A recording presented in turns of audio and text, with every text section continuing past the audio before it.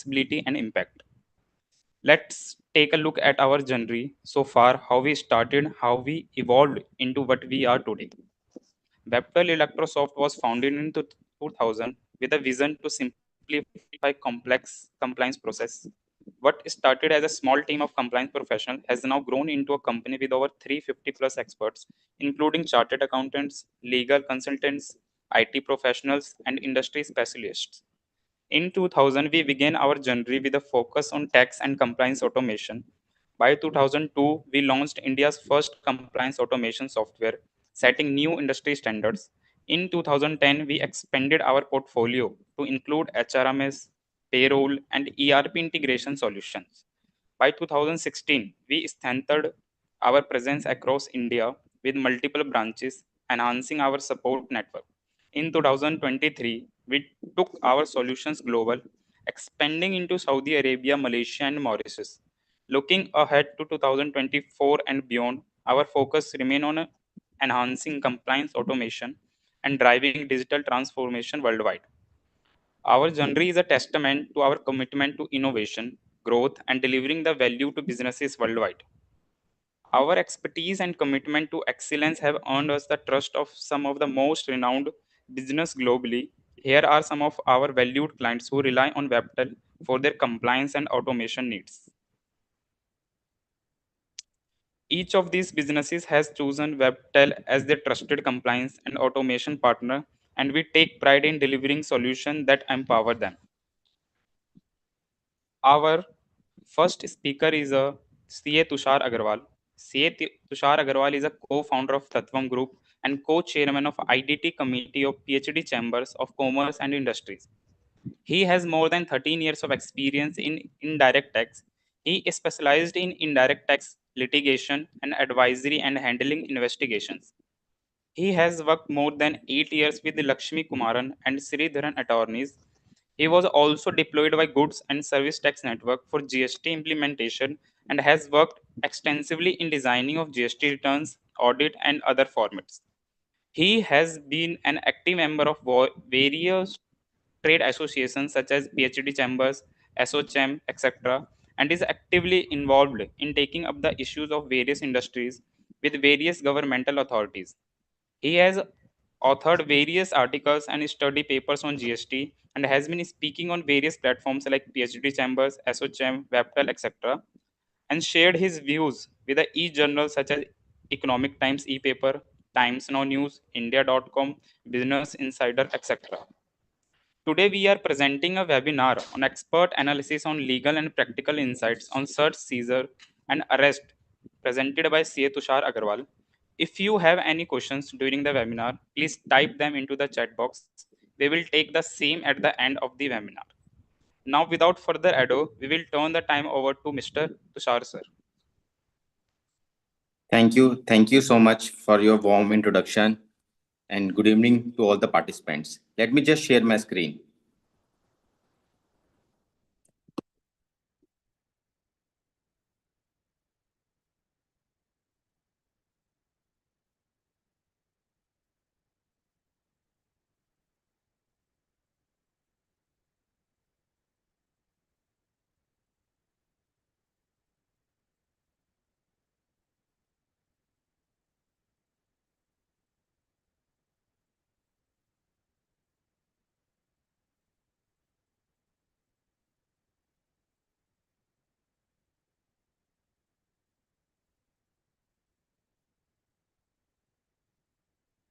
Is my screen visible?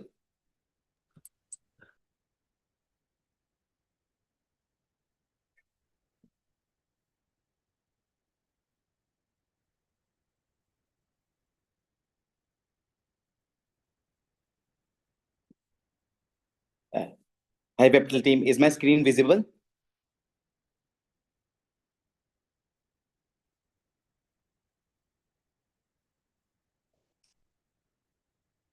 Friends, we have completed more than 8 years of GST implementation. In the last 8 years, GST is still grooming and maturing itself. Further, we have seen that department has become very active in last couple of years, regularly conducting inspection, search, undertaking provisions. In this seminar, we will discuss the legal and practical aspects of search, seizure, and arrest under GST. We will discuss the right and responsibility of the taxpayers, how to handle the search operations at ground level. We will also discuss the right and responsibility of the professionals who generally advise their clients and who handle their search operations. So it will be more of a practical oriented discussion. And if you have any question, you can keep on writing in the chat box. We will take it up in the end.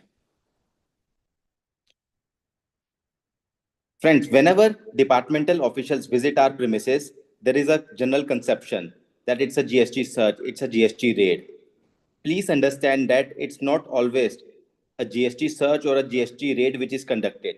Every visit by the departmental official does not mean it is a GST search. It can be in the nature of inspection also. So there is a difference between inspection and search. The governing section is section 67 of the CGST Act read with Rule 139. An officer not below the rank of Joint Commissioner or Additional Commissioner can authorize inspection or search if he has reason to believe that the taxpayer is required to be inspected or required to be searched. And that search warrant or inspection warrant is given in form INS 01. So INS 01 is the search warrant or the inspection warrant which is given. That authorization has to be by an officer not below the rank of Joint Commissioner or Additional Commissioner. Now let's understand the difference between inspection and search.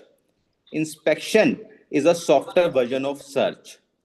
Inspection is generally undertaken for verification of transaction of output supply, stock in hand, ITC, or any contravention of provision of the Act. Generally, in inspection, no forceful action is undertaken. The departmental official comes, visit your premises, sit at a conference room or a dedicated cabin, seek documentation related to output or input supplies, and go. They cannot undertake any forceful action like sealing, breaking. They cannot go to a particular cabins, take the mobile phone, take the laptop, etc. It's a general inspection. Team comes, take data from you, understands the transaction, and has to leave. Whereas the purpose of search is different. The purpose of search is unearthing of goods which are liable for confiscation or finding secreted books, documents, or things. So the purpose of search is to find something which you have secreted, be it document, books, or be it goods which are liable for confiscation. And in case of search, forceful actions like sealing or breaking, etc., can be taken. So in case of search, they can go to your respective cabins. They can take your mobile phones, take your laptops, open your drawers, open your almirah. If the almirah is closed, they can seal the almirah or break the almirah. So they have all the rights and power to undertake the search provision, to undertake the activity of finding out if any goods are hidden or any books or any documents are hidden. So inspection is a very software version of search. Not every visit by the departmental official is GST search. It can be in the nature of inspection also.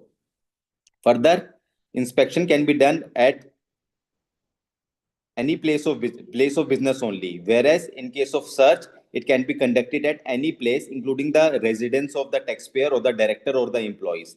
So in case of search provision, they can visit the director's residence also. They can visit the employee's residence also. Whereas inspection is generally undertaken at the place of business only. So that's the broader difference between inspection and search.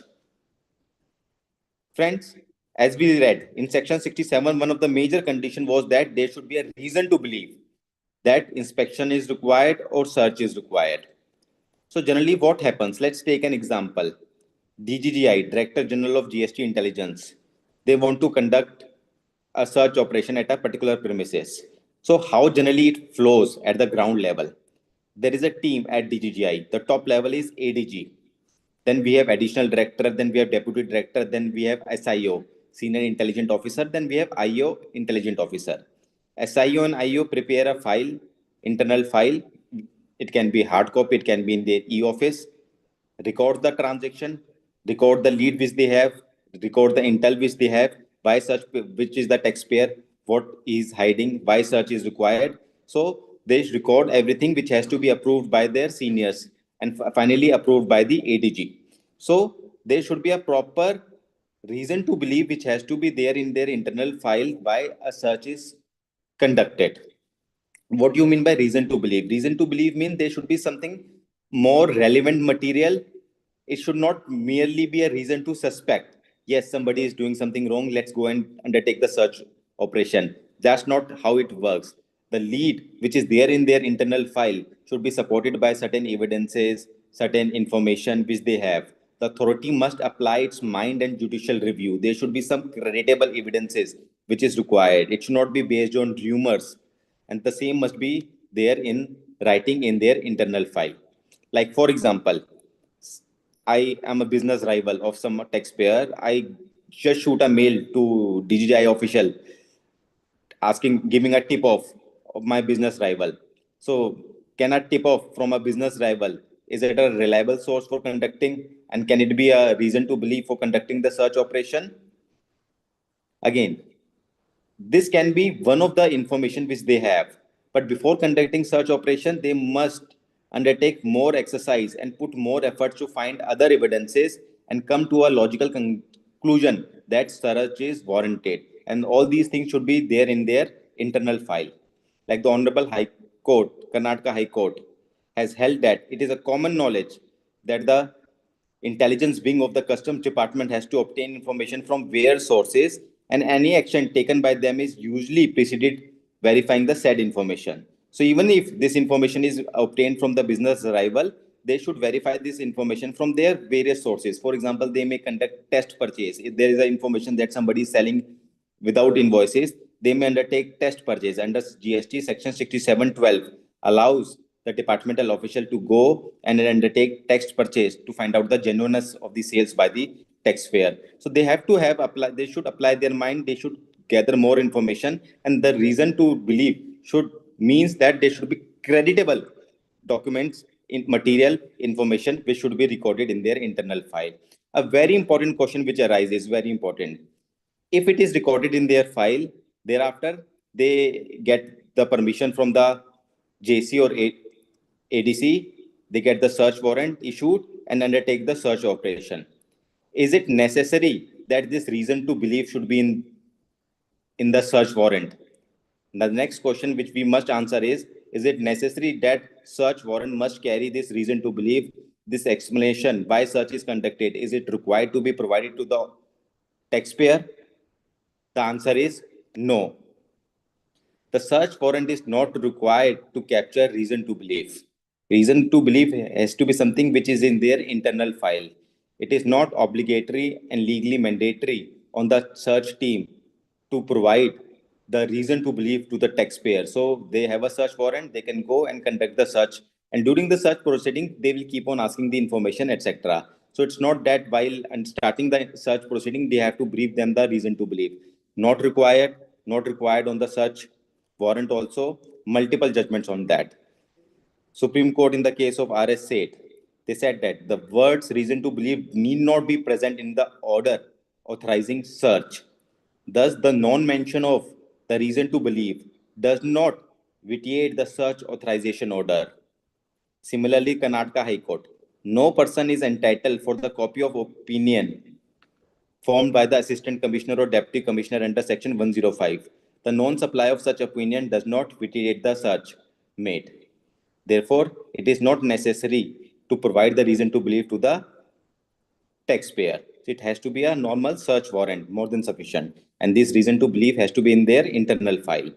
And again, very important term which we discussed is that search proceeding is generally initiated for finding secreted books, secreted document, secreted things.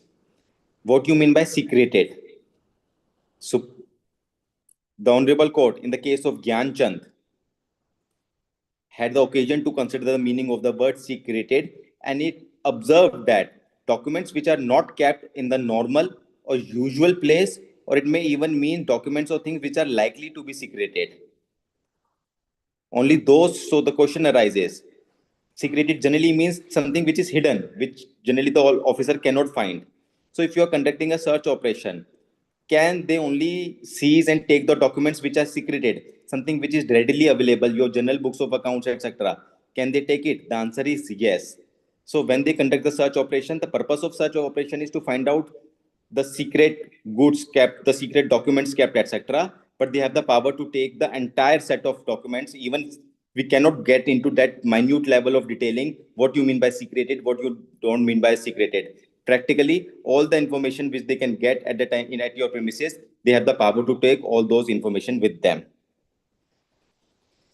So, having discussed all these legal, before thereafter we will also discuss all the practical aspects. So, having discussed all these legal aspects, that the search warrant should be issued by the joint commissioner or the additional commissioner, there should be a reason to believe.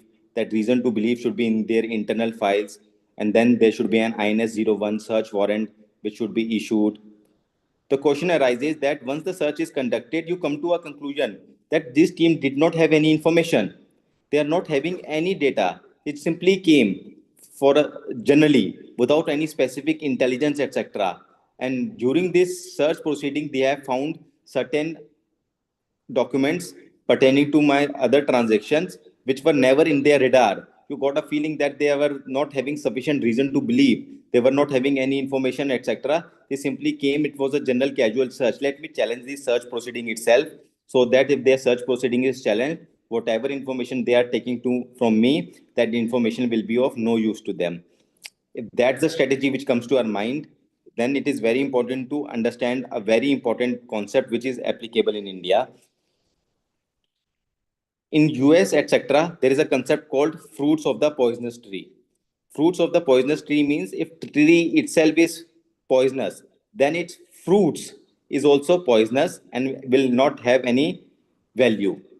Meaning thereby that if under the foreign laws, if the search is challenged and it is held that this is a invalid search operations, they were not having proper authorization, there was no reason to believe, etc. If search is illegal, the documents, the evidences obtained during the search is also illegal. So that's the concept which is prevalent in certain foreign countries, including US, etc. But this is not what is there in India.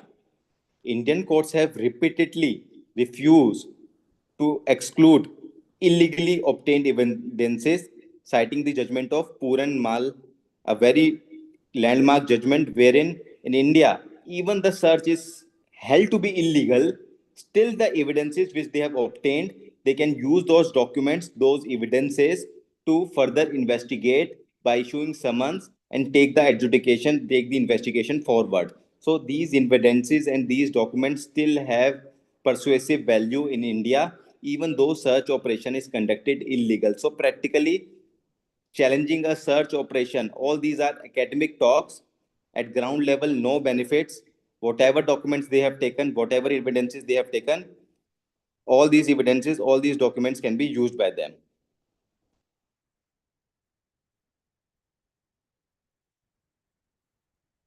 However, one important thing which we must keep in mind, just for your knowledge purpose, is that this Puran Mal was based on the premise that there is no right to privacy under the Indian Constitution. However, there is a nine-member judgment of K.S. Puttaswamy which held that right to privacy is a fundamental right. So all these principles which have governed till now, we will have to wait in future to see how it turns. But as of now, challenging such does not make any sense. This we have already discussed that the way GST law is drafted, it is very wide. Search can be conducted at not only at your place of business, but also at any unregistered place of business or at the residence of the taxpayer, the employee, or the director. Allahabad High Court specifically discussed this particular point. The word secreted in any place indicate that search is not restricted to disclosed place of business and can take place in any place, disclosed or undisclosed, business or residential. So now let's understand how this entire search is proceedings is undertaken. The first step is issuance of the search warrant. The search warrant contains part A, part B, which captures the various details. In search warrants, two things are very important. One is the name of the company, and second is the exact premises address. So if there is a building, there are 7 floors. If in the search warrant it is mentioned that XYZ tower, fifth floor, they can go only at the fifth floor. And then the name of the company. There are situations wherein there are multiple companies present in a particular premises. It is based on that search warrant, the exact address, and the person name which is there in the warrant. That is very important, which we have to specifically see. Whenever they conduct the search, they immediately go to the premises, show the search warrant to the premise in charge, and take signature of him, and then starts the search proceeding. So signature of person in charge of the premises is always undertaken. And now section 105 of BNSS is also applicable. So they have also started recording the search proceedings. So there are two things which are happening. One is in the starting, they will always offer themselves for search, that please search me. This is the search warrant, take signature, and start the recording also. There is no time limit that when a search has to be closed. It can go for 1 day, 2 days, 3 days. The law is silent on this. It all depends upon the period for which authorization is given, and they can continue for multiple days depending upon the requirement, etc.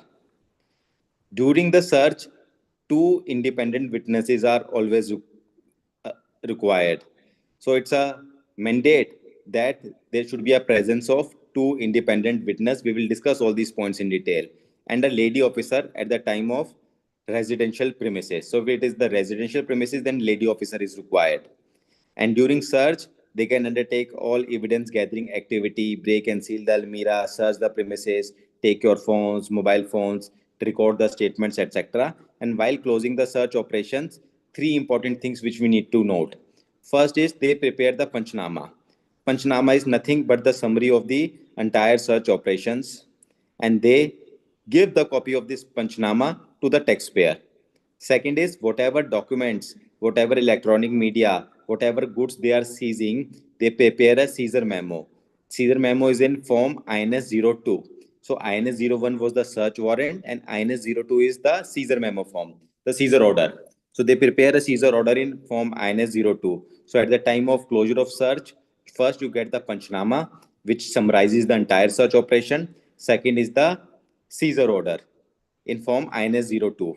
Third is INS 03, which is called order of prohibition. So sometimes it is not possible to seize the goods, etc. So they issue a order of prohibition, meaning thereby that these goods cannot be removed from that particular place. It has to stay there only. So they give that order of prohibition in INS 03. So that is something also which they can give. And thereafter, in the end, while going, they again undertake the video recording, asking the taxpayers to offering themselves for search to the taxpayer. And every search, generally practically, they have to record it in their mobile phones and keep a record with it with them. Section 105 mandates of BNSS mandates it, but practically we are seeing that in some cases full search proceedings are recorded, in few cases only in the starting and in the end they record the proceedings, that is giving of search warrant or giving of Panchnama or seizure order to the taxpayer. We discussed that two independent witnesses are required, and there is a complete law. Even section 103, 10 of BNSS talks about the independence witness. There are series of judgments, various high courts, like for example, Bombay High Courts. The punch witness should be someone independent of the department and without any connection to it or dependence on it. If the punch nama is written in the absence of punch witness, it will be invalid. So there are series of judgment which says that all these punch independent witnesses should be third party witnesses. They should not be departmental officials, etc. They should be independent. They should be respectful inhabitants of the locality, etc. But at ground level, what happens? They don't call your neighbors as independent witnesses. They always carry with them two witnesses with them always, who are always available during the search proceedings. So it is not actually, say, if they're going and searching a premises at Gurgaon, it's not that they will be calling Gurgaon neighbors as independent witnesses. Many a times they carry their own witnesses only, and they are certain, they have tie-ups, they carry those people with them, they act as the independent witnesses, and entire such proceedings are conducted. That is how it is happening at ground level. Again, If you want to challenge it, like these are not good independent witness, these are department people, etc., what we discussed, fruit of poisonous tree principle. Even if you challenge the search, there is no use, because whatever documents they have taken, they can use those documents. Because in India, challenging the search will not make the documents or evidences obtained by them illegal. It's still illegal. So practically there is no use. And in the search proceeding, they can take all your hard disk, pen drives can be seized, laptops can be seized, they can check your WhatsApp messages, they can check your phone, they can seize your phone, etc. At this juncture, it is very important to note one important concept, Section 145 of the CGST Act, which talks about digital certificate. We will discuss this during the later part of our presentation. Just let's keep a note of this very important section, which really help us in adjudication at ground level. So during the search, they have the power to check your emails, to check your take backup of your emails, to check your laptops, seize your laptops, check your mobile, seize your mobile phones, pen drives, hard disks, etc. As we discussed, the Panchnama, which is required to be given in the end of the proceeding, is nothing but the summary of the proceeding, which captures various details: time and date of commencement and conclusion of such operation, the entire summary of the operation which is undertaken, the details of goods which are being undertaken, the entire process which has been undertaken. So it's a complete summary which has to be signed at all the pages by the taxpayer as well as the departmental official. And yes, the copy of this Panchnama is handed over in every search to the taxpayer along with seizure order in INS 02 or prohibition order in INS 03.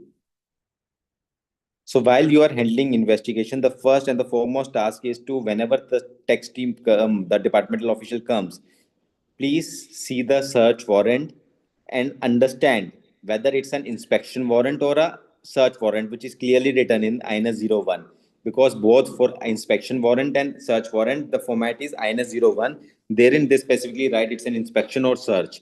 So we have to keep that thing in mind, so that accordingly you have to prepare yourself. Always notice that whether these two people are witnessing along with them. Please see whether the recording is being undertaken by them. Third, fully cooperate with the officer during the proceedings.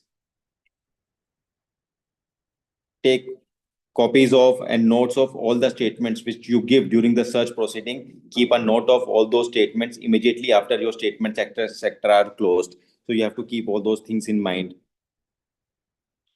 Please ensure that the entire proceeding are correctly conducted and captured in the Panchnama. And what the most important thing is, don't panic, don't insult, and don't mislead the investigation.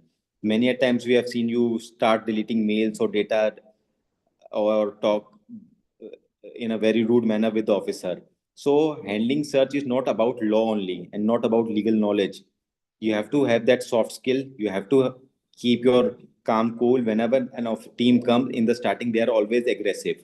They always are generally blunt. So you have to maintain your decorum. You have to have that patience. Keep on giving them data whichever is required slowly and steadily. Keep answering to them. Cooperate with them. Try not to hurt their ego. Try not to insult them or mislead the investigation, and cooperate in a as a prudent taxpayer. So one of the issue which generally faces during this investigation, during this search proceeding, is that they always have a target in mind to deposit a certain tax, and they keep on pressurizing the taxpayer that since they have come up, say they have come on some fake ITC issue, according to them, your 10 crore rupees of purchases are fake. There is a GST liability. They will always pressurize you to immediately deposit certain tax amount. Say deposit 1 crore, 50 lakhs, 2 crores. There is always a pressure which they create. Now, what has happened in GST? Under GST, there is no concept of payment during the search proceedings. It's the pressure which is created by the search team, be it state anti-evasion team, central anti-evasion team, DGI, etc. Now in GST, we have more than 20 judgments. I repeat, we have more than 20 judgments wherein courts have granted refund to the taxpayer wherein they have deposited tax during the search proceedings, starting with very detailed and landmark judgment of Madras High Court. In the case of Shri Nandi Dham Mills, India, therein the taxpayer deposited during the search proceeding and department said that these are voluntary treatment. So what they generally ask you to deposit as voluntary payment under 74.5, section 74.5, and treat it as self-assessed tax, that you have voluntary deposited, you have admitted it, it's an admitted tax 74.5, and hence refund cannot be given. The court held that 74.5 is not a statutory sanction for advance payment pending final adjudication and assessment. So it's not that your assessment or adjudication has obtained finality and it will be treated as an advance payment. It's merely because an SSC has made few payment as per his signed statement under the stress of investigation, it cannot lead to self-ascertainment or self-assessment of tax. Very important, it cannot lead to self-assessment or self-assessment of tax. Therefore, they are entitled to refund. Similarly, Punjab and Haryana High Court have held that where the investigation is continuing and adjudication authority has not determined any amount as due which is payable by the petitioner, there is no justification for the department to retain the sum. So when my adjudication is not completed, they cannot retain the sum. Karnataka High Court in the case of Swiggy, very important judgment. They held that the right to refund is independent of the process of investigation and two cannot be linked together. Just because Swiggy has made a payment as a goodwill gesture during an investigation, it cannot be treated as a self-ascertained tax and they are entitled to refund. In fact, they refer to the Supreme Court judgment of Paramveer, wherein they had mandated the requirement of installation of CCTV, etc., wherein interrogation has undertaken, and the court observed that the same has not been followed. In fact, Gujarat High Court, in case of Bhumi Associate, went one step ahead.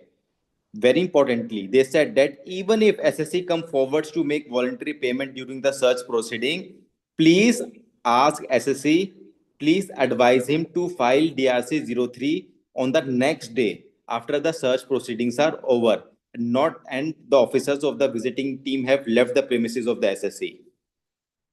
So they went ahead and even said that during the search proceedings, even if taxpayer wants to pay, please ask him to pay later once the search is over.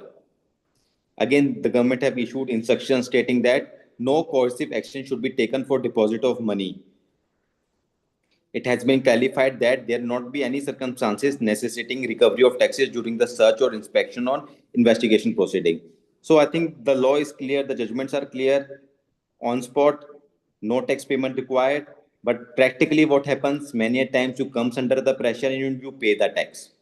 So once the team go, you have to see whether the tax which you paid was genuinely payable or not. If there is a genuine gap, good enough. If there is no gap, it was totally paid under threat, there is no tax which is legally liable to be paid, you can always challenge the amount which you have paid and seek refund of that. Another important issue is that seizure of cash, that during such proceeding, if they find cash, they have the power to seize cash or not. In starting, there were some disputable judgments, certain positive and negative judgment, but of lately, now it has become settled that cash cannot be seized. Kerala High Court, in case of Shabu George, held that department cannot seize cash which doesn't form part of stock in trade, also upheld by the Honorable Supreme Court. Similarly, the Delhi High Court, in the case of Deepak Khandelwal, only those goods which are subject matter of supply can be seized. Cash is not a subject matter of supply, cannot be seized. Arvind Goyal, Delhi High Court, cash is neither a goods nor things and hence cannot be seized.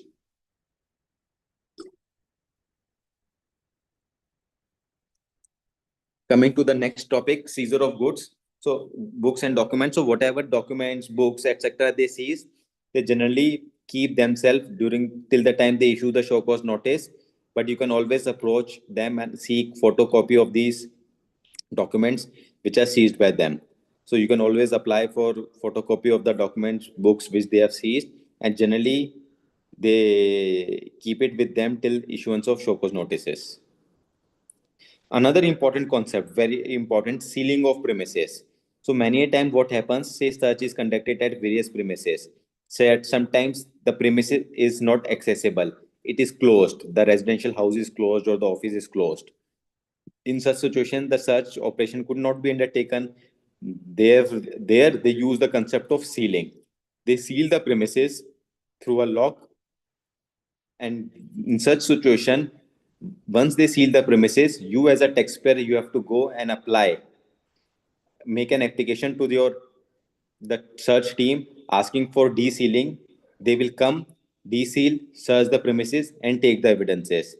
At ground level, sometimes we have seen this de-sealing activities takes a lot of time. Whereas in jurisprudence, there are multiple jurisprudence on this.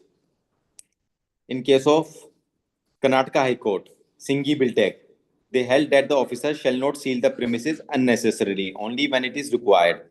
Delhi High Court directed to hand over the premises sealed over a month because sealing cannot assume for an indefinite life. So there should be a time limit within which this sealing has to be closed. The de-sealing has to be undertaken. Sealing cannot assume for a longer period of time. Similarly, in case of an option, Gujarat High Court held that GST authorities should be concerned with the goods or other articles stored in godown, which may be liable for confiscation, and there was no point in keeping godown closed itself. So many times, with the ground is open, they want to seize certain goods. They can seize the goods, or they can issue an order of prohibition if goods cannot be seized. That the goods should not be removed. The sealing activity should not be resorted until unless totally necessary. And even if resorted, then you please move the application for de-sealing, wherein the team will come, undertake the search of operations, and de-seal it. Moving on to the concepts of summon. Friends, one is this summon is generally issued by the authorities to seek information, documents, or record the statement of the taxpayers, their directors, their employees. Many a times we keep on getting investigation based on summons. So that is a normal summon which is issued by the officers to the taxpayers. And another concept is called summons on the spot. So during the search proceedings, for recording the statement during the search proceeding, they have to issue the summons on spot. They issue the summons on spot and record the statement. So if a search is conducted for 2 days before drafting the Panchnama, they record the statements. And for recording the statements, they have to issue the summons. So they issue the summon and record your statements under the summon before completing the search proceeding. Section 70 deals with the summon provisions, which provides that the proper officer under this act shall have power to summon any person whose attendance he considers necessary, either to give evidence or to produce a document or anything in any inquiry in the same manner as provided in case of a civil court. So during the summon, they can ask different kind of questions, all fact-based question. You have to answer whatever you are aware. If they are asking something very technical, legal, it is not your duty to provide each and every legal answer. You just provide whatever is best known to you, answer factual questions. If you are not able to answer any question, simply say, this is not to my knowledge, it is not in my knowledge, I am not aware about this, so and so forth. Or you can take time for answering the same. They can also ask you to comment upon the statements of other person. And another important point, you will never get the copy of the statement recorded. So when they record the statement, like Panchnama or the Seizure order, you will not get the copy of the statement. So whenever the statement is done, go separately, record whatever you have said in the statement. So practically what happens is that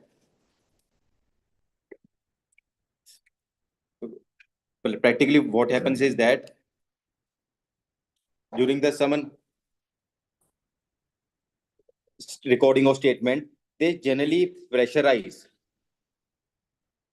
recording the statement which is in benefit to them. They always pressurize that this statement is recorded in a manner which benefit to them. And taxpayers, employees, directors, they are generally under the pressure, under the stress, record something which they don't want to record. Now, in such situations, since you are under the stress, under the pressure at that moment of time, because every employee, every directorate cannot help, cannot easily handle all those summons proceedings, etc., during the search proceeding, because they always create a pressure. The environment is such. Perfectly fine, not their default. Let the employee, let the director record whatever the way officer wants them to record. But once the statement is over, please go back, record everything, whatever you have recorded, pen down everything, whatever you recorded. And at that moment, you should be aware about your two important rights. One is called right of retraction, and one is called law of cross examination. We will discuss these two in just a moment. And why we are discussing these two law of retraction and law of cross examination? Because there is one very important concept, the admissibility of evidences and statements recording during the summon. So under India, there is a general concept that a confession made by a person to the police officer is inadmissible and holds no value, whereas the same is not in case of a taxation law. So like Romesh Chandra Mehta Supreme Court judgment, customs officers are not police officers, though they may have specific power of them. Similarly, GST officers are not police officers, so any statement given before the GST officer is admissible as evidences, and they use these statements to draft the show cause notice to make allegations against the taxpayer. So statement given before the GST officers are admissible as evidence. And if you have given certain statement under the stress, which is not factually correct, then you should be aware about your right. First is the law of retraction. Law of retraction means you can retract your statement. Once the statement is over, you can retract it after a certain period of time, giving a letter to them, telling them that this is what you have said, but this is what you have meant, and correct statement is this and so forth. So when this law of retraction, this right has to be used, will you immediately retract the statement the very next day, or you have to retract the statement after a month time, or before issuance of show cause notice, or after issuance of show cause notice? The earlier it is retracted, the more better it is. But still, courts have held that retraction can be undertaken even after SCN. So at what moment you have to retract all depends upon the strategy of a particular case, the team which is conducting the search operation, and has to be seen on case to case basis. Another important concept is, can a C or advocate accompany you during the search proceeding?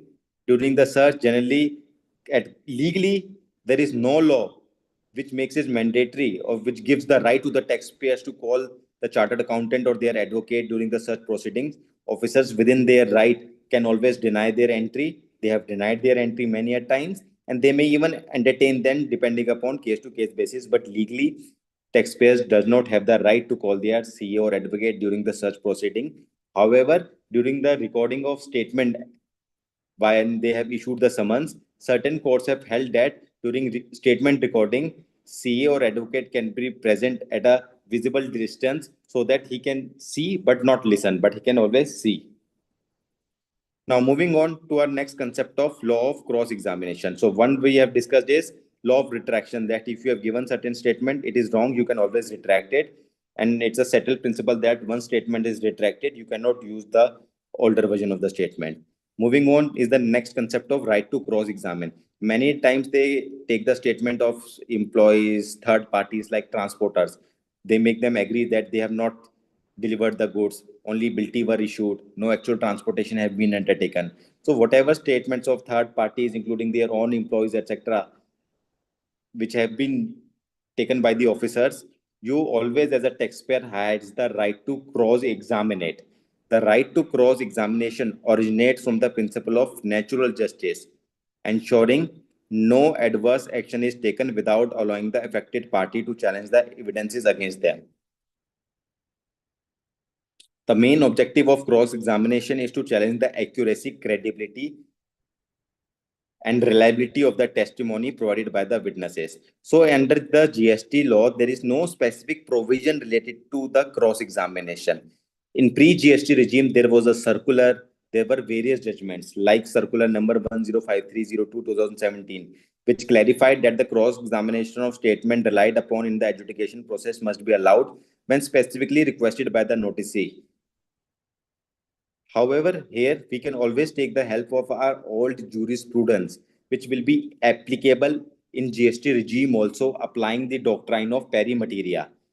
When statutes shares a common purpose, that is tax adjudication fairness, court interpret them harmoniously to preserve legal consistency, and applying this principle of natural justices, the provision of cross examination will be applicable in GST regime also. And in our view, if any statement is relied by the upon by the taxpayer, the officers in their notices, etc., you can always cross-examine this.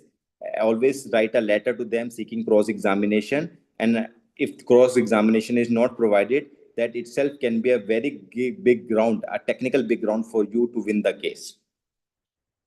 The Bombay High Court, in case of HP India Sales Private Limited, held that the appellate authority should have not have considered this evidence without offering the respondents an opportunity to counter such evidences by cross-examining the expert customers and leading their own evidences in the matter. So the High Court rulings have further reinforced the importance of cross-examination in GST adjudication and appellate proceeding. One important another concept which we must keep in mind while handling the search proceedings is that sometimes we have to take a decision to deposit the tax. Say there is a search proceeding against a builder, RCM liability on a commercial project on development rights, or say corporate guarantee issue or a secondment of employees issue, classification issue. You take a decision. It's an RCM. Let me pay under RCM. In any case, I will get the credit. So the issue is, if you pay any tax during the search proceedings, are you eligible to take the input tax credit of it, or it is barred? There is section 17(5)(1), which provides that input tax credit shall not be available in respect of any tax paid in accordance with the provision of section 74 in respect of any period up to financial year 23-24. So there is a specific bar that tax is paid in accordance with the provision of section 74. Credit is not available, but that bar is up to 23-24. So in any case for 24-25, 25-26 and future period, this bar is not available, credit 100% available. But what about the period up to 23-24? Prima facie, when we see the section, you get an interpretation that these taxes during the search are paid under section 74, credit not available, but that's not the case. We have to read it with rule 36(3). No input tax credit shall be availed by the registered person in respect of any tax that has been paid in pursuance of any order where any demand has been confirmed on account of any fraud, willful statement. So the rule specifically states that credit is not available when it is paid in pursuance of an order. So there should be an adjudication order in which the demand is confirmed. To my mind, if you are paying any taxes during the search proceedings or even after the search proceedings, before issuance of any show cause notice, before issuance of any order, the credit is available. You are not barred by this restriction. So this is also something which we have to keep in mind. Now moving on to the next chapter, which is GST arrest. This is a very important topic. Many a time during the search proceedings, the officers keep on threatening that they will undertake the search proceedings, that they will invoke the arrest provisions. So first of all, we all should be very aware when this GST arrest provision can actually be invoked. For every, in many of the search proceedings, we have seen that they will give a threat. We will arrest the director. We will arrest the employee. So let's understand when actually this arrest provision can be invoked and what are the rights and duties of the taxpayers and the professionals. Before proceeding, let's understand four terms. First, cognizable offense. Second, non-cognizable offense. Third,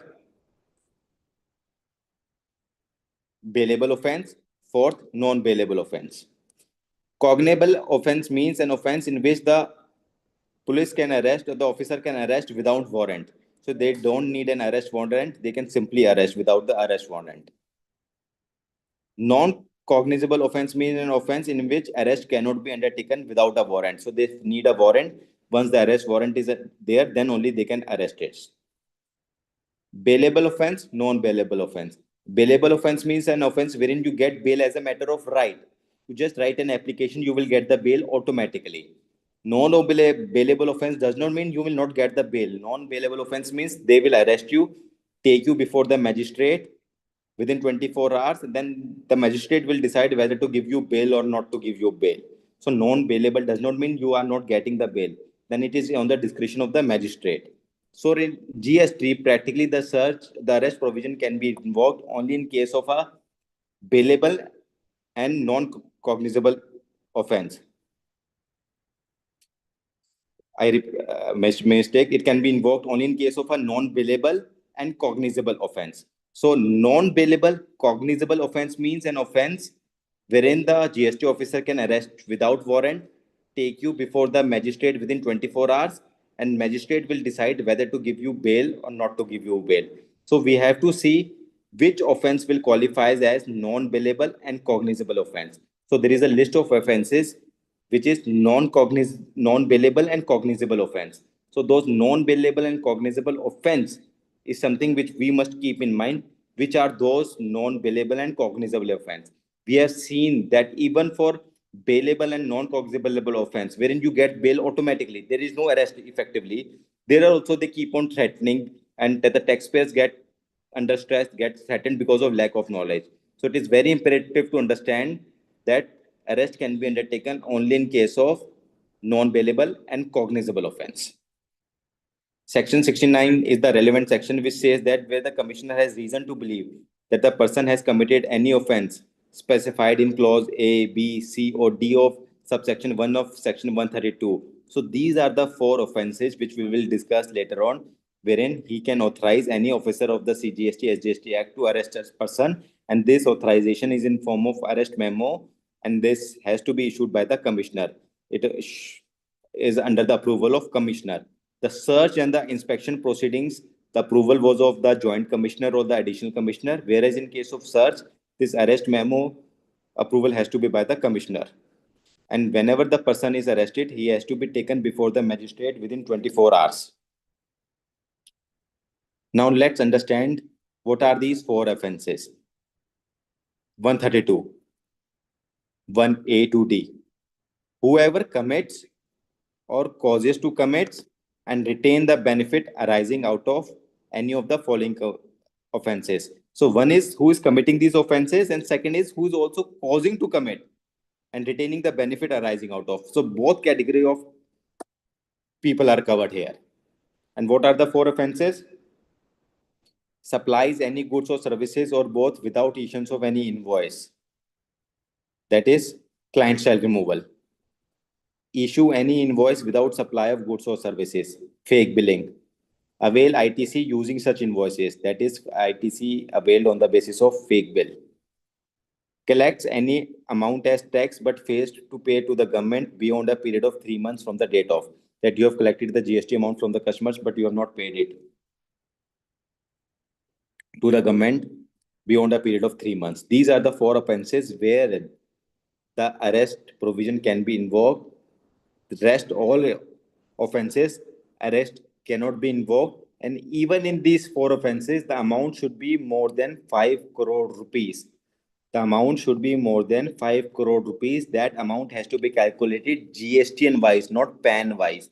So for a particular GSTN, that amount should be more than 5 crore rupees. And these four offenses should be conducted, that is client style removal, fake billing, or fake input. Only in these situations, and if the tax amount is more than 5 crore rupees per GSTN, then only arrest provision can be invoked. In all other situations, arrest cannot be undertaken. Say there is a classification dispute, there is a taxability dispute, there is a JDA dispute, corporate guarantee dispute, any disputes, no tax liability can, no arrest provisions can be invoked. Only in these specific four offenses wherein the amount is more than 5 crore rupees, tax provisions, arrest provisions can be invoked. And another important point to be noted is that effective 1st January 2021, as we read, it's not only the taxpayer, but also the person who causes to commit the fraud. So all the intermediaries, etc., are also covered under the ambit of the arrest provision. I'm also reading the extracts of the 38th council meeting when this amendment was brought. In the entire operation fraud, the person who is the mastermind is the key person who abets or causes the commission of an offense. But in the present scheme of GST law, stringent penal provisions are not available for such person causing the offense. And hence, they specifically covered those who causes to commit and retains the benefit. So even those people are covered. 2, 3 important distinction factors which we must keep in mind in terms of proceeding, arrest proceedings, vis-a-vis a GST law offense, vis-a-vis a normal criminal law offense. Say somebody has conducted murder, etc. In a normal criminal offense, there is a concept of FIR. The FIR has to be registered with the police officer for the offenses. In GST, there is no concept of FIR. There is no concept of FIR in GST. Once the person is arrested in a normal criminal offense, he has to be taken before the magistrate, and then magistrate can give them police custody, judicial custody, or bail. So there is a concept of police custody, judicial custody, and bail. In GST, there is no concept of police custody or officer custody. So once the person is arrested, he has to be taken before the magistrate, and then magistrate will either give them the bail or ask him to go for the normal judicial custody, that is the jail. There is no concept of police custody under the GST Act. Third, under the normal criminal law, within 60 days, they have to file the charge sheet. And in GST, it's called a private complaint. So they have to file the private complaint before the magistrate within the 60 days of arrest provision. So there is no concept of charge sheet. It is called private complaint in a normal GST arrest. Some of the rights which the have, which the individual have who is arrested. First is he has the right to know the ground of arrest. So a proper arrest memo should be provided wherein that arrest memo must capture the ground of arrest. There have been couple of judgments recently wherein the ground of arrest was not properly mentioned in the arrest memo, basis that itself bail was granted and the arrest was held to be invalid. So this is a technical issue. Ground of arrest has to be properly captured along with reasons in the arrest memo, and the taxpayer has the right to know their ground of arrest. Second, they have the right to be taken before the magistrate within 24 hours. Third, they have the right to be examined by the medical practitioner. So in every arrest case, they take you to a doctor and get a medical certificate. You have the right to consult a legal practitioner. Information regarding the arrest and place of arrest has to be given to your relatives, etc. There is a very landmark judgment in the case of DK Basu, which talks about arrest memo, what all it should cover, the grounds of arrest, the details of the offenses, the date and time of the arrest, etc. So it's a very landmark judgment treating how an arrest memo should be issued, and if that is not issued in a proper manner, this itself is a very big ground to undertake the refund, undertake the bail. Now in GST, there are a couple of types of bail which we must keep in mind. One is called one is called anticipatory bail, regular bail, default bail, interim bail. Anticipatory bail, Supreme Court, in the case of Radhika Agarwal, a landmark judgment which has been delivered last year, has given blessings to this concept of anticipatory bail in GST law and held that this concept of anticipatory bail is also applicable in case of GST law. So if you feel that there is an investigation going on and the officers may invoke arrest provision, you can always apply for anticipatory bail before the Honorable High Court. So that provision is applicable for GST also. Another is a regular bail wherein you are taken before the magistrate and you file a bail application. Third is called default bail. As we discussed in GST, generally in criminal offense, charge sheet has to be filed within 60 days. In GST, there is a concept of filing of private complaint. So if private complaint is not filed within 60 days, you get automatic bail. So we have seen cases wherein the private complaint was not filed within 60 days, automatic bail was given. And there is a concept of interpretatory bail which was there during the COVID times, etc. And while deciding the bail, the judge take into consideration various factors: gravity of offense, previous history of the accused, cooperation with the investigation, the proof, the evidences which are available, the text volume involved, the etc. Government has also issued instruction number 02/2022-23, giving what all the provisions which have to be complied while following the arrest provision. One important and very serious issue: can arrest be invoked before adjudication? In Make My Trip service tax regime, the Supreme Court held that there must be in the first place a determination that taxpayer is liable to pay the tax. There should be an adjudication. Then only the arrest provision should be invoked. But in GST, we now have couple of judgments, certain positive judgments, negative judgments, and I'm not getting into details of each of the judgment. But now, what Supreme Court in case of Radhika Agarwal has held that arrest can be undertaken even before the adjudication, generally, if it is coupled by a proper reason to believe that arrest is necessary. So, arrest provision has to be used cautiously, but yes, adjudication not required. They may come, they may search your premises, they may call you for statements by issuing a summon, and they can always invoke arrest provision.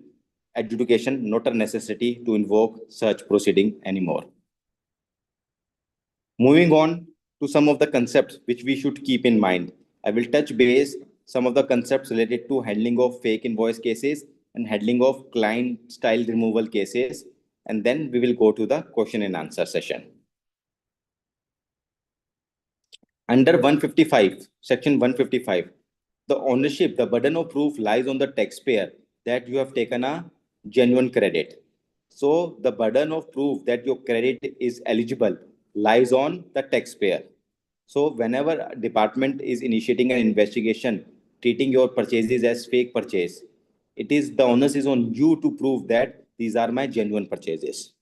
And accordingly, the first thing which we have to do is that we have to satisfy how I am meeting all the conditions of Section 16. There should be an invoice question in your possession which you should show them. The goods and services should be delivered. So you should show them the proof that what how these goods and services has been delivered to you. There is a contract which is entered with them.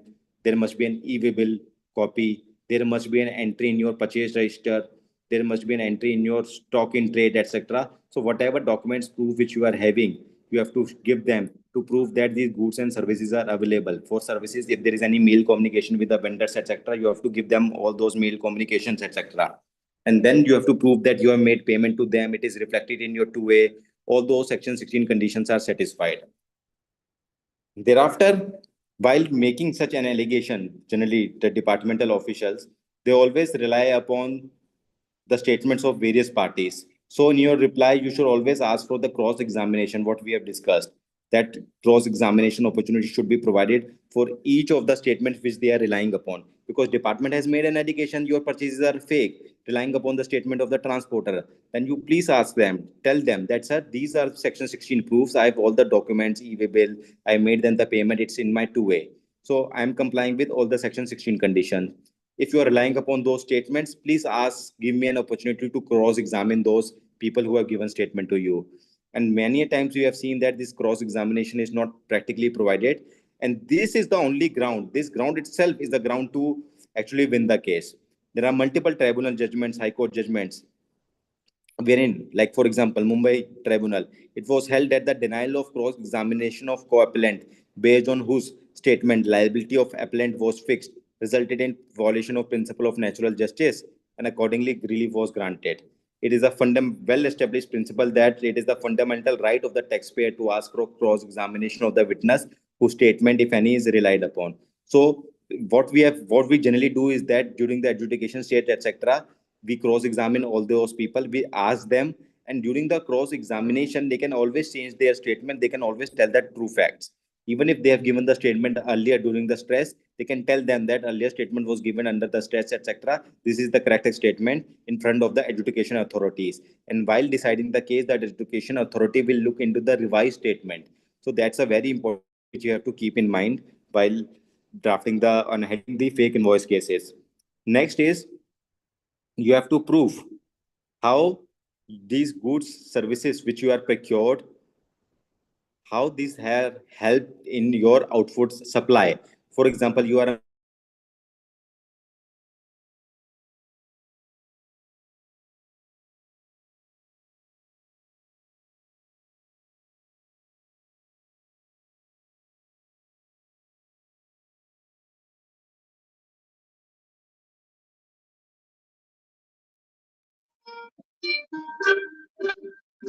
you are making you are making products, Tushar sir, you are not audible.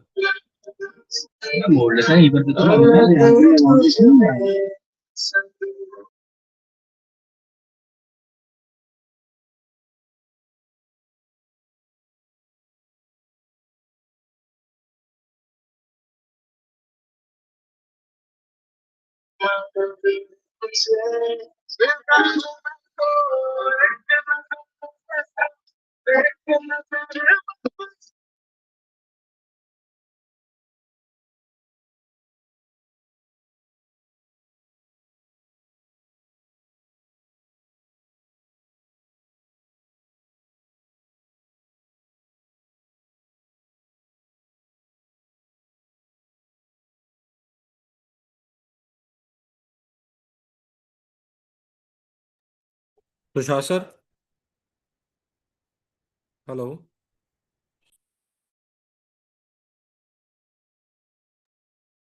I think there is a network issue, so please wait.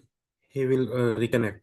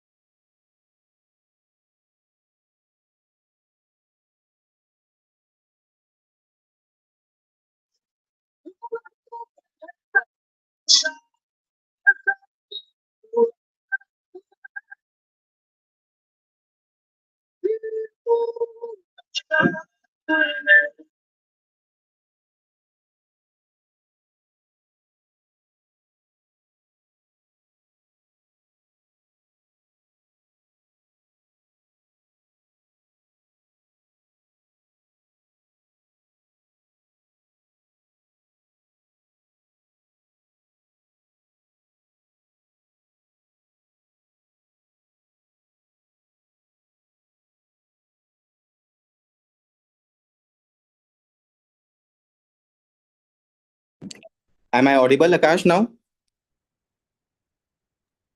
Yes, sir. Apology, there must be a network issue. I've rejoined. I'm just sharing my screen.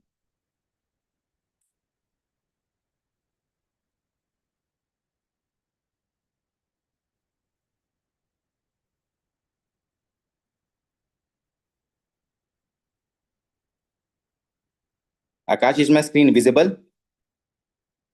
Yes, sir. Yes. So I will just repeat what I have said in the last 5 minutes. Handling. Now we will be discussing the concept of how to handle the fake invoice notices as well as client style removal cases, and then we'll go into question and answer. Friends, under section 155, the ownership, the onus is on the taxpayer to prove that my credit is eligible and genuine. The ownership lies on the taxpayers that I have availed a valid credit. Accordingly, whenever an allegation is there that I have made fake purchases, etc., I have to prove that it's a valid purchase, it's a valid input tax credit. And accordingly, I have to satisfy all the section 16 condition. So whenever you get a notice of fake invoice, you firstly have to prove how you have complied with all the conditions of section 16, starting with that you have the copy of the invoice, you have received the goods and services, how you have to demonstrate how goods and services are received.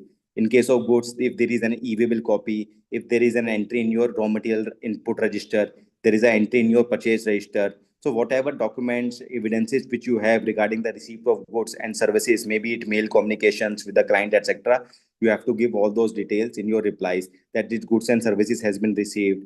You have made payment to the vendor, the invoices are reflected in your two-way, and that you are satisfying section 16 condition.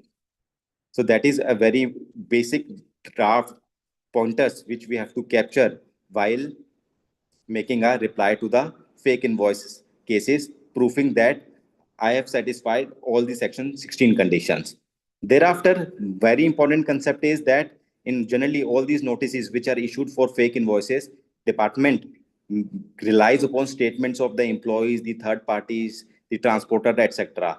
In such these cases, you have to give a preliminary reply.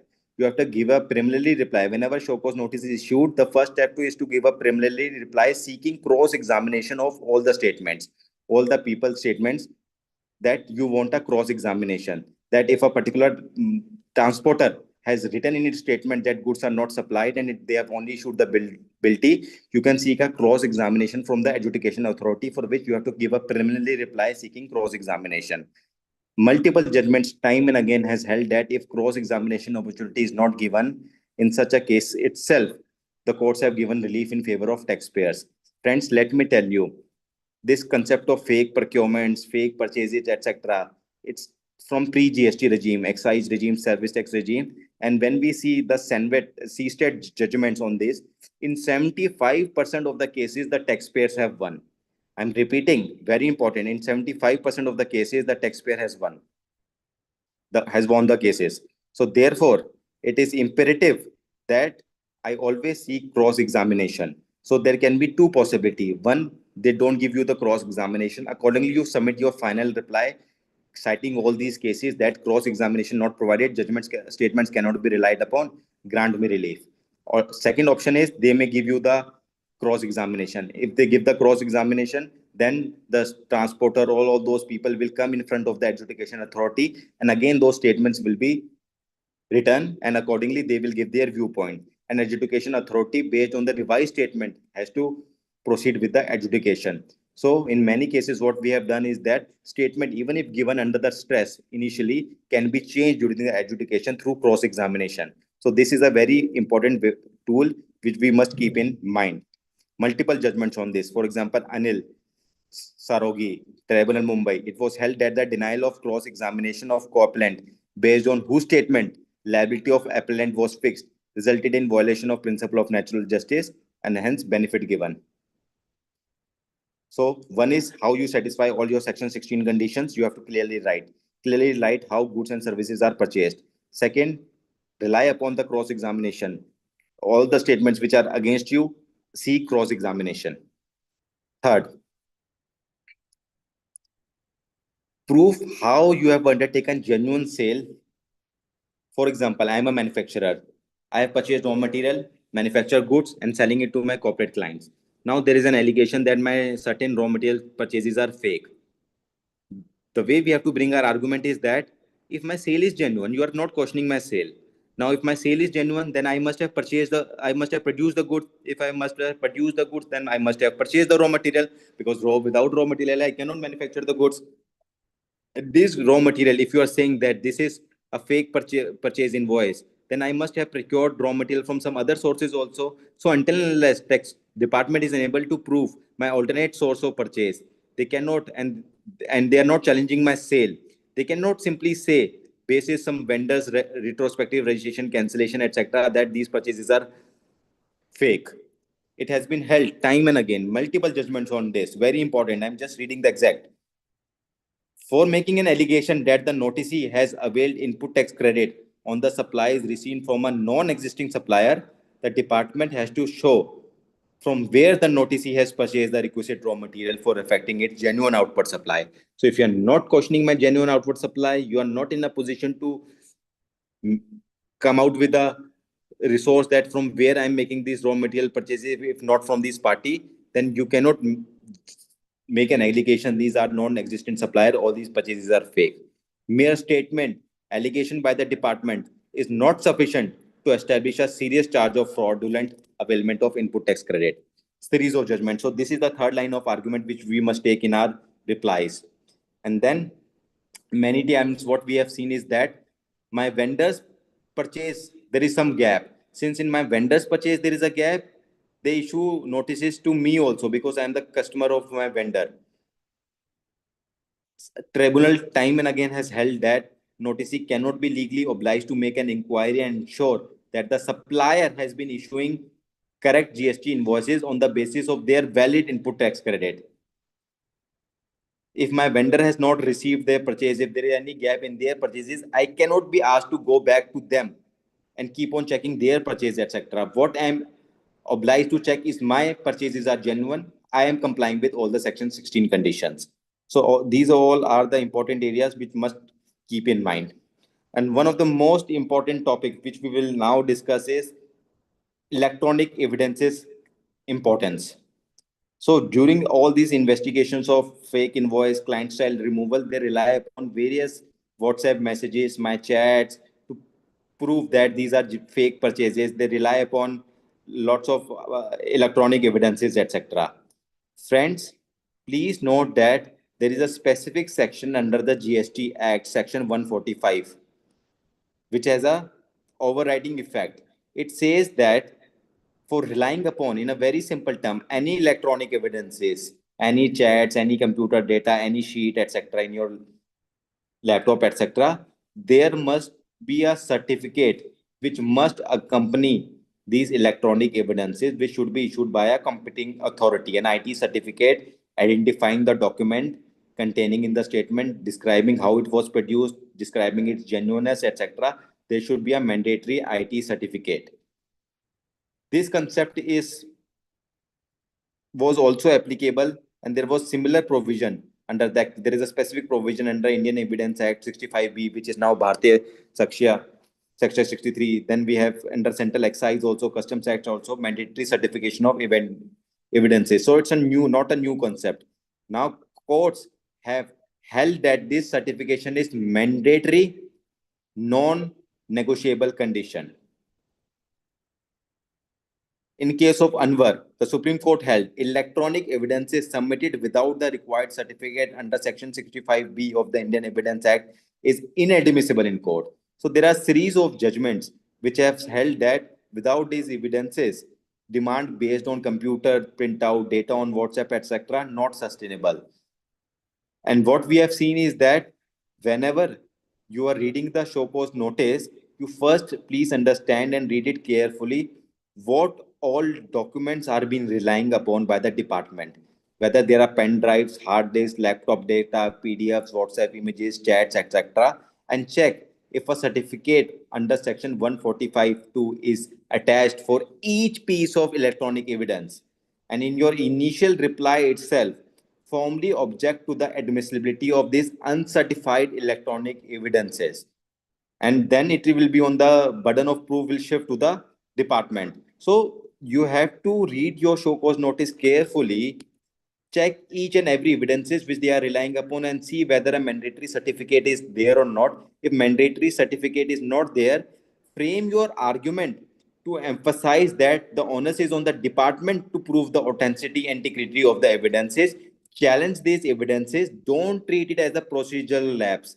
Argue that it is a matter of inadmissibility. These evidences cannot be admissible. And in many cases, almost 95% cases, we have seen that these certificates are not there, not accompanied by along with the show cause notice. So while replying to the show cause notice, 4 5 major parameters which we have to keep in mind. First, proof how you are satisfying section 16 condition. Second, read the show cause carefully, check all the evidences. If mandatory certificate not there, challenge the evidence and tell these are not admissible. Third, read all the statements which are relied upon by the officer while drafting the show cause. Cross-examine those statements. Cross-examine those statements. Ask your transporters, vendors, third parties, etc., to come and seek a cross-examination before adjudication authority. If cross-examination not given, this itself become a very big ground. Then prove how your sale is genuine. Since they are not targeting your sale, they cannot just make my purchase fake without getting into the alternate source of procurement. So you have to frame your document case to your entire reply to the show cause based on all these factors, and it all depends upon case to case basis. Similarly, many times during the search, etc., the search is generally conducted for client style removal. What we have seen that is that which ultimately cultivates into a show cause notice, wherein, like, for example, they go, they find certain unreconciled stock, they find certain loose papers evidencing sales transactions which are not recorded in books of account. They replicate it for 5 years, issues a big show cause notice.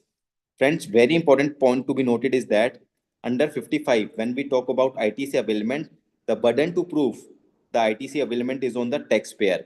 But when their department is making an allegation of fake sale and making an allegation of client child removal, that these are client child removal, you have sold the goods without the cover of invoice, then the burden of proof is on the department to prove how I am selling the goods without the cover of invoice, how there is a client child removal. And there are series of judgments which have laid down various factors which has to be considered. Purchase record of raw materials, details of finishing products, manufacturing, production quantity versus capacity analysis, employees record, electricity record, transportation record. So there are many things which they have to consider while making allegation for the show cause notices. And if the show cause notice is vague, you have to basis all these parameters. You have to make in your reply how there is no client child removal, how you what is the total capacity, and this is the products which you are manufacturing and accordingly selling. You have to prove step by step how you are legally within the four corner of law. In fact, there are judgments which says that the statement in itself are insufficient to discharge burden of proof placed on the department. The sole statement of the director cannot establish the guilt of the SSC as burden of proof is on the department. So department merely relying upon some statement, loose paper, etc., cannot make a allegation. There is a concept called dumb documents. Multiple judgments which have said that these loose sheets or pocket diaries, in loose sheet there is some sale data. They rely upon those sale data and say there is a client style removal. Courts have held and clarified that loose sheets and pocket diaries are dumb document as they do not speak for themselves. No reliance can be placed on such incredible material without independent corroboration. So it must be accompanied by some due diligence and other documentary evidences. Merely loose sheet cannot be a base for making an allegation of client child removal. And again, if they are taking any data from your laptop, WhatsApp messages, etc., mandatory certificate under 145 is important.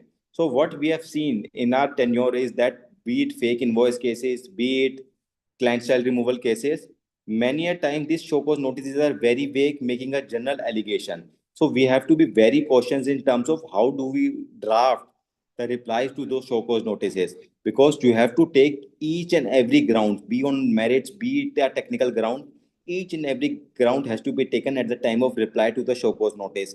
Agreed, at adjudication level or maybe at first appeal level, relief may not be granted. Generally, it's a practice at ground level that for fake invoicing, for client child removal, benefit not available at adjudication or first appeal level. But my friends, please note that at tribunal level, at G-state level, there are high amount of chances that you will get the relief. All those technical grounds which we have been discussing, all these judgments, etc., these can be of big support to us in getting the relief at G-state level. I again repeat, in 75% cases in pre-GST era, all such cases have been turned favorable for the taxpayers at C-state level. And similarly, we foresee at G-state level also, if all these arguments are properly placed, definitely relief can be taken. And it all depends upon case-to-case basis. Now, in fact, we have some tribunal judgment which says income tax. A WhatsApp image found on an employee's phone is a dumb document and cannot be used for an addition without other creditable material or records. The value of WhatsApp message is determined not by their mere presence, but by their context within a broad chain of communication and corroborative material subject to examination and cross-examination. With this, I end my presentation. Thank you so much. Over to questions and answers.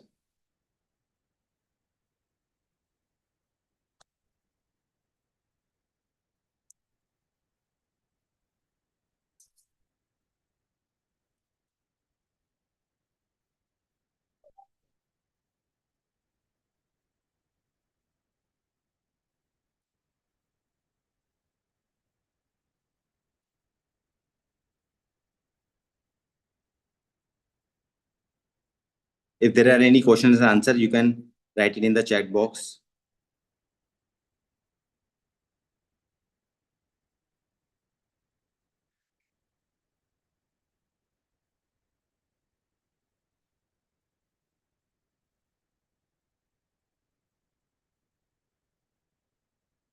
Yes, we will be sharing the PPT to all the participants. The Web10 will be circulating it to all. I think, sir, no one has any query. Perfectly fine. So we can wind up? Yes, we can now wind up, and we will be sharing this PPT to everybody. Yes, sir. Surely. We thanks everyone for your insightful patience for listening this entire webinar. I know it's a complicated topic.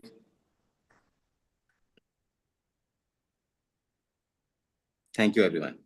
So, uh, thank you everyone for taking your time here. I would like especially thank you to our speaker, Mr. Tushar Aggarwal, sir, for a such insightful session.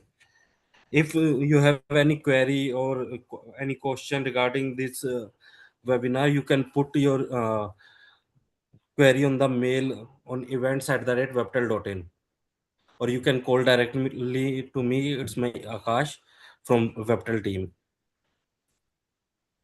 Thank you, sir. Thank you. Thank you, everyone. Thank you, everyone.